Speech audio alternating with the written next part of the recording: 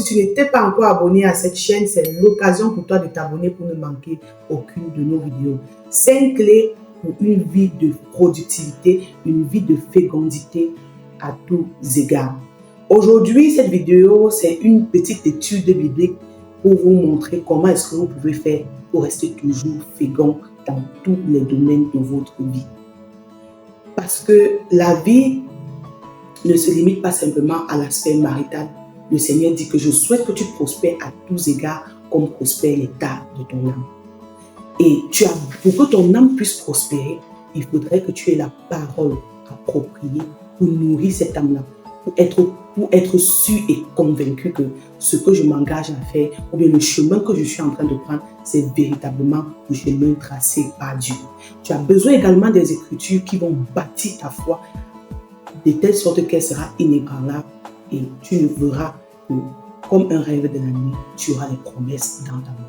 5 clés pour rester à jamais fécond dans tous les domaines de ta vie.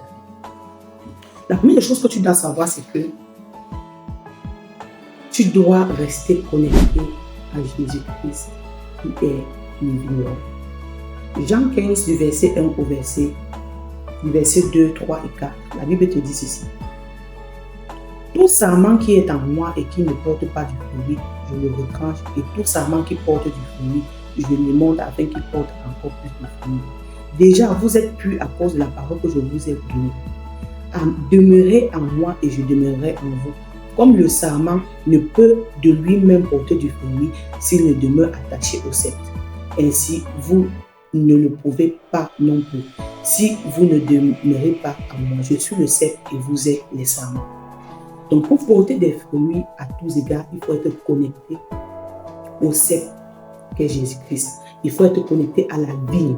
Il faut être connecté au cep parce que c'est lui qui est l'auteur de la fécondité. Deuxième des choses pour rester fécond dans tous les domaines de sa vie, c'est que tu dois reconnaître et tu dois avoir la ferme conviction que c'est Dieu. Dieu est d'accord.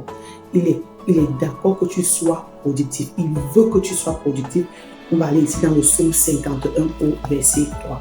Psaume 51 au verset 3, la Bible te dit que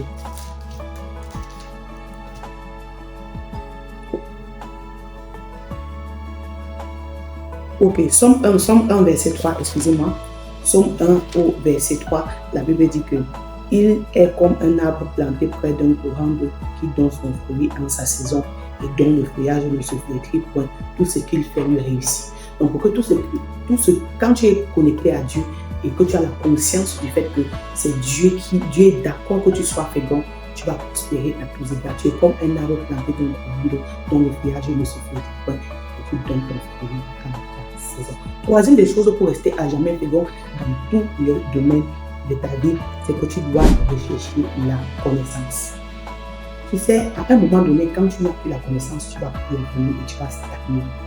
Ce qui fait la force des germes, ce qui fait la force des gens qui restent constants, qui sont toujours en train de réussir dans ce que vous faites, dans ce qu'ils sont en train, dans ce que vous voyez qu'ils sont en train de faire, c'est parce qu'ils ont une connaissance. Ce n'est pas une connaissance légère, mais une connaissance profonde, une connaissance appliquée. Et rassurez-vous, lorsque la grâce rencontre la connaissance, cela produit une excellence. Tu sais, tu as arrivé au niveau du plafonnement parce que tu n'es pas assez cultivé. Est-ce que tu as les livres dans le domaine où tu entreprends?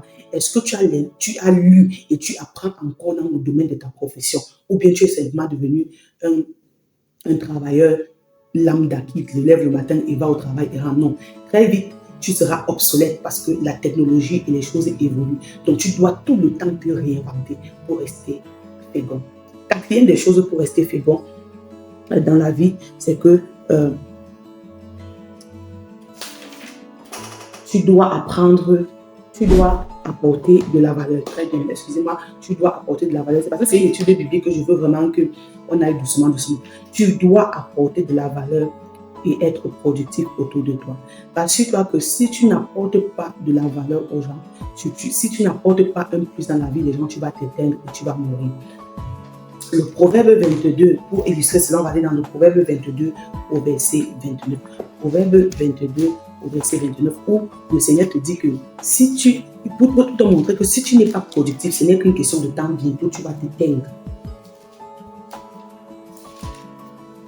Proverbe 22, verset 29, la Bible déclare: si tu vois un homme habile dans son ouvrage, il se tient auprès des rois, il ne se tient point auprès des personnes obscures.